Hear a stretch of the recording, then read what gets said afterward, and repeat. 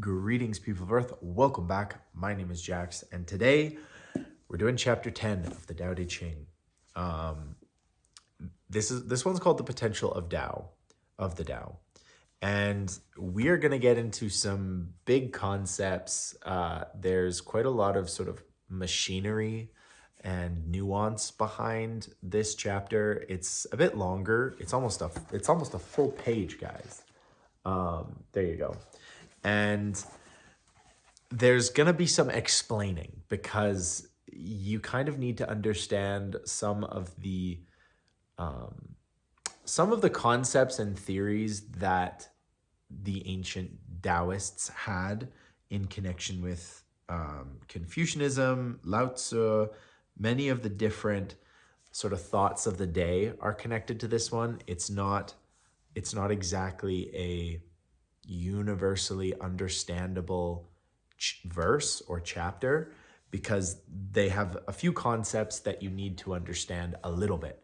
So very, very briefly, the first two things are Hun and Po. And these two concepts, Hun is kind of like your spiritual soul, like your soul that goes to heaven, your soul that is sort of, it transcends this universe. And many ancient Chinese sort of philosophers, scholars, theologians kind of viewed it as, the thing that leaves the body when we die. And the Po is sort of it's kind of another, it's like you have two spirits or two souls that you occupy while you're here. And so Hun, Hun, in this translation, is sort of that soul that disappears and goes somewhere else. And the Po is this energy that stays here, and it's your corporeal form or whatever. So those are the two concepts. The other concept that you might have heard of is Qi. It is sort of the universal energy.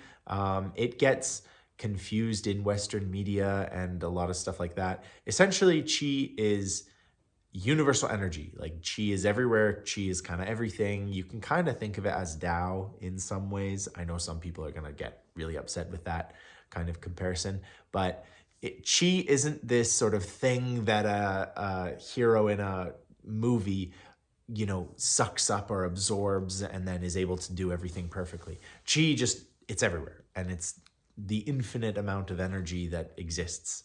And Qi is this energy that flows through us.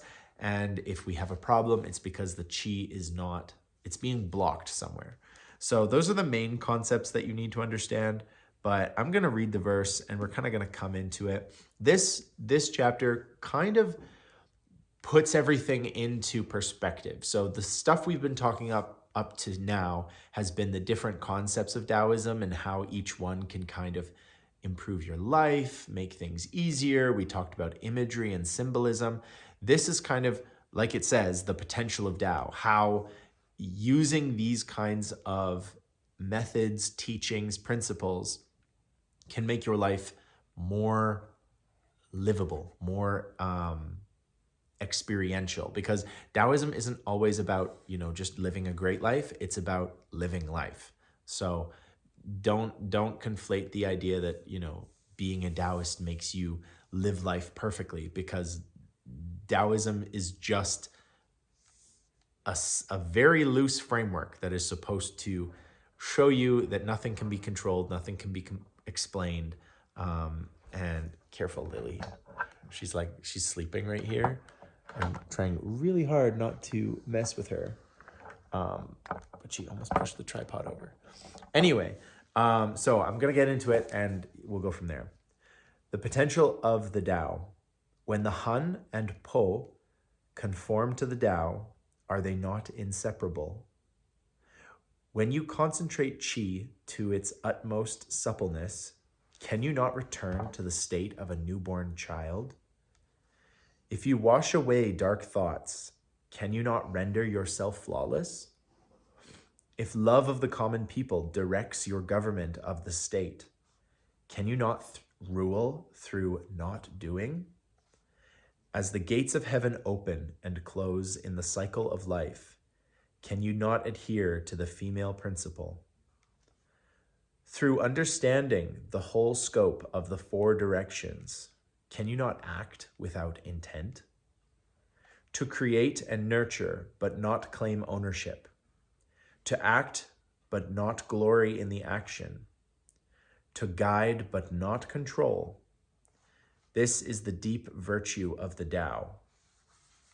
So it's basically a bunch of couplets that kind of connect to each other, and I find it very helpful to go to different translations to sort of understand this chapter more, because like I said, you're dealing with a lot of the mechanics and the sort of movements of this topic and of Taoism in general. So we're just going to go through some of the couplets and go through them. So when Hun and the Po conform to the Tao, are they not inseparable? So you can kind of think of this as the idea of two things becoming one. If you think of the yin and yang symbol, you can kind of understand it as two separate things which are actually one thing. And those two things coming together create a singular thing. Just like we are created by two things that come together, there are so many different aspects of the multipolar or bipolar that actually are one. And so this is kind of what we've been talking about the whole time, about these two things actually being the same. That is a really good metaphor for Taoism in general. When you concentrate qi to its utmost suppleness, can you not return to the state of a newborn child? So a really good analogy for Taoism is you want to go through life curious and inquisitive like a child, because a child doesn't have the preconceived notions. If a child is raised in a good environment, it shouldn't develop anxieties and different sorts of difficulties. Obviously, there are innate things that are difficult, and we grow up with, all kinds of different situations. But the idea is to go through life like a happy little child who's just excited to be experiencing all of these things. And so that's kind of a reference you're going to see throughout Taoism and throughout the Tao Te Ching. So there you go. If you wash away dark thoughts, can you not render yourself flawless? ? This is another good idea about sort of dark thoughts that sort of permeate us, worrying about the future, regretting the past, feeling like we're not good enough, feeling like others will judge us or, critique us harshly. When we drop those things, you do render yourself sort of immune to being shaken by them. And so that's all it's talking about there. If love of the common people directs your government of the state, can you not rule through not doing? And that's a really good metaphor for, the motives and the actions of our politicians and of our political class really are governed by how the people act and how the people behave and how the people think about things like this. Taoism has a lot to say when it comes to government and how a ruler should rule. Lao Tzu and whoever else's thoughts that created this, they were very interested in how a government is able to run. And they truly believed that when people are left to do good and are given all of the tools to do good, they're going to do good. When people are corrupted, are pushed into politics for money or greed or fame or power, that's when you start to get this real problem where the people lose faith in government, and then the government becomes more and more corrupt, trying to gain some semblance of control over the people. And so it's this kind of dichotomy of where the people have the people are partially to blame for the way the government moves, obviously, and the way the government moves affect the people.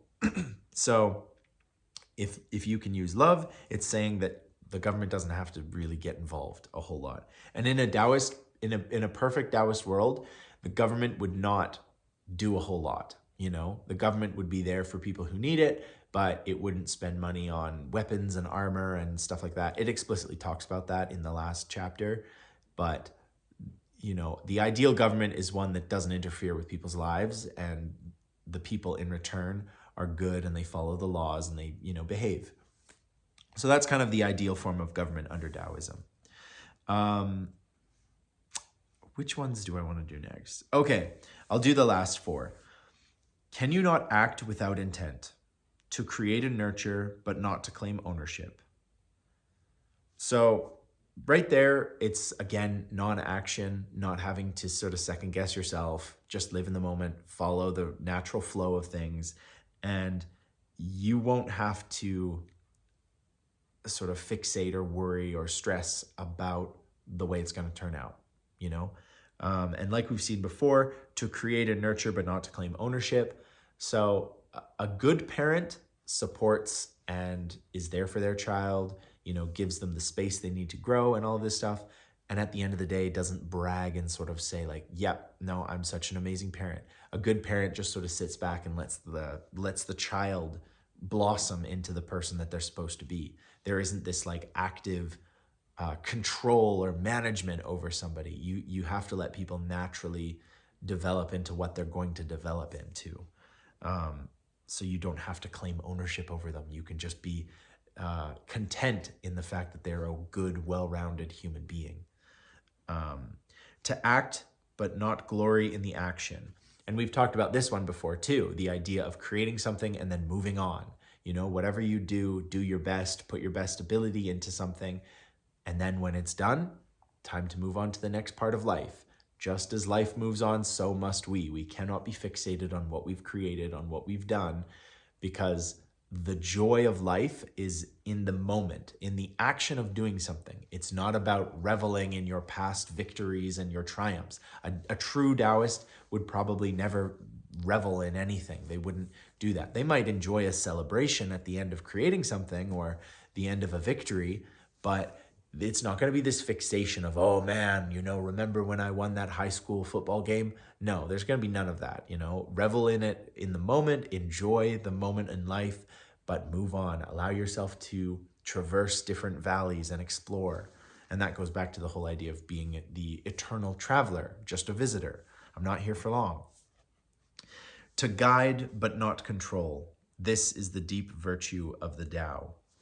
Exactly, to guide but not control. The Tao isn't here to control you. It's just a fact of the universe. This stuff exists. We can't fight it. We can't change it. So we just have to, experience it. Sorry, the word escaped me for a moment. We just have to experience it. And again, this comes back to this idea of, laid back approach. Let it flow. Let it go. You're not going to change the world. The world doesn't need changing, and that's a really hard concept to understand if you don't come from a Taoist perspective or you're new to it.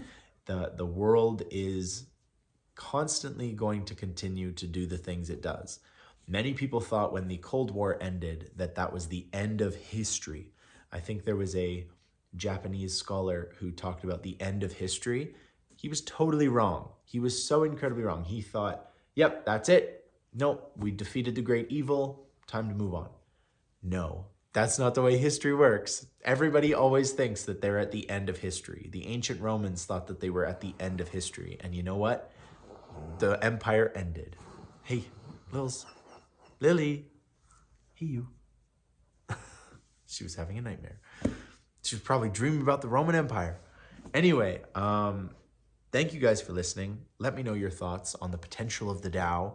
I hope it helped. I hope it didn't confuse things more. That's always a risk, especially with videos like this. Anyway, leave me your comments, your thoughts, and as always, guys, I will talk to you tomorrow.